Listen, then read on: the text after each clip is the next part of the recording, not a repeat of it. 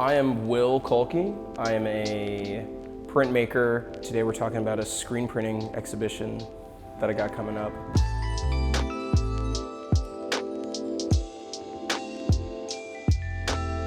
Screen printing, or silk screen, is a process essentially of pushing ink through a screen, choosing where on the screen you want ink to go through and where on the screen you do not want ink to go through. And you do that by essentially coating a blank screen in a photo emulsion that is dried, and then you take a black and white film positive of your image, you expose it with UV light for a given period of time, depending on your setup.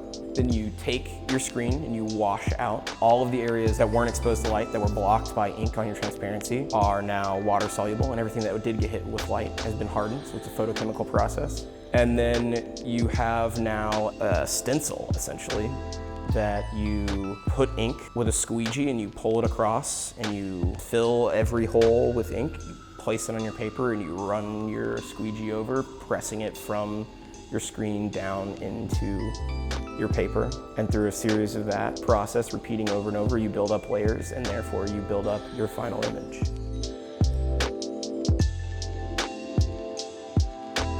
It's a super popular printmaking technique. It's relatively cheap. It's easier than pretty much every other printmaking technique. The reasons I like it, it's very graphic. You either have ink or you don't have ink. That creates a very comic booky, very blocky graphic quality. There's a sort of levity, I think, to images made with screen print. The same reason you see it used for t-shirts and stuff like that. It has this pseudo-seriousness about it. Like, it's very procedural. It's really easy to get it wrong. It's a fun process. It's kinetic. You can repeat your print over and over again. Yeah, it's fun. That's the main reason I like it, is it's quick. I put on music and I'm like moving with it. Like, you find a rhythm. You just get into this sort of like machine motion, and that's what I enjoy. A lot of people don't like that about it, but that's something I enjoy. It's meditative.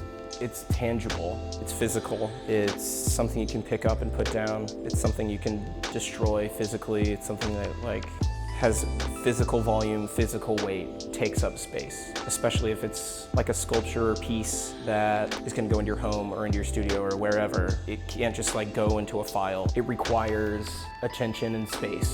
It requires room. That's one of the things that I like about something tangible, like a painting or a print or a sculpture or folded paper or a group of just objects you found and arranged in a way that made sense to you.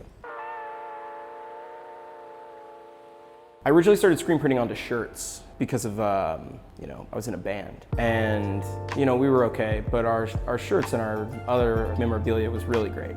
So I got to school and I started, working on paper. The way paper feels is tangible. The way it rips, cuts, like soaks up ink is something that, I guess that's what I'm fascinated about.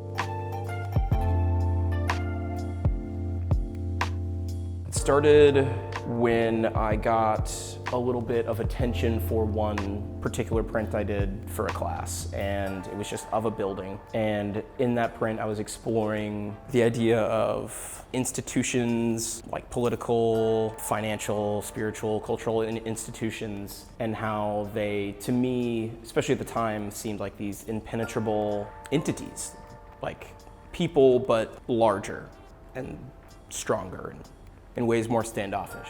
And those things, those institutions are embodied in architecture. That's the most physical way, the most immediate way that we see them. We see these large buildings that reflect back at us. They're law firms, financial institutions, governmental, administrative.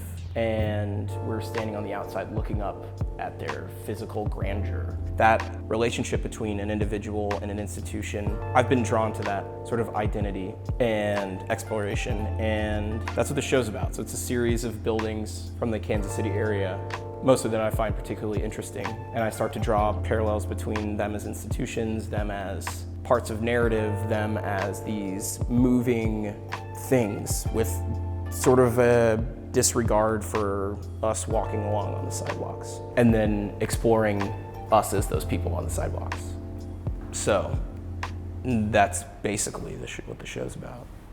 I actually physically go and spend time with the building that I have an idea for. I photograph it, I walk around it, I get a feel for it, I try to find out what businesses are in it. Then I will render each facade and put them into a 3D modeling program, and I'll rebuild the building the way I kind of see it. And then I'll manipulate pieces and then manipulate a view, a camera, to an area that I can't physically get to find the right angle that creates the sort of affect that I'm looking for. It's like taking a large 3D physical object, using technology to sort of find a dialogue to represent in 2D, and then back into another physical representation.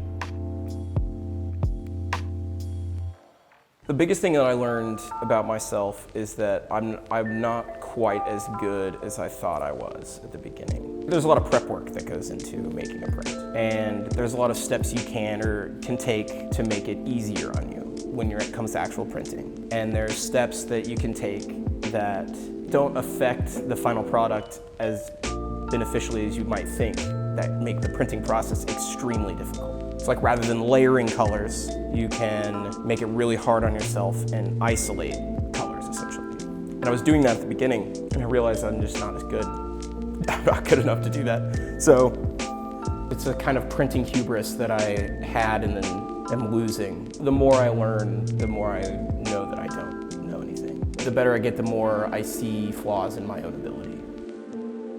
I think further on, I'll probably just try to get better at printmaking. Like, I can see the difference between the beginning of this project and the later prints that I'm pulling, and I'm seeing like a tangible improvement. And so I want to keep going down that. Find newer techniques, study with more people, work in more and more print shops. I think I'll explore how I can bring more digital elements as well. So I think I'll just continue to explore.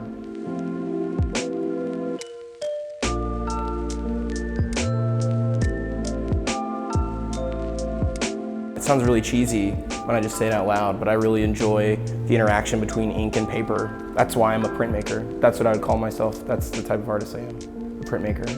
And I dabble in digital media as well. But I think I'm a printmaker. For now. This month. Yeah.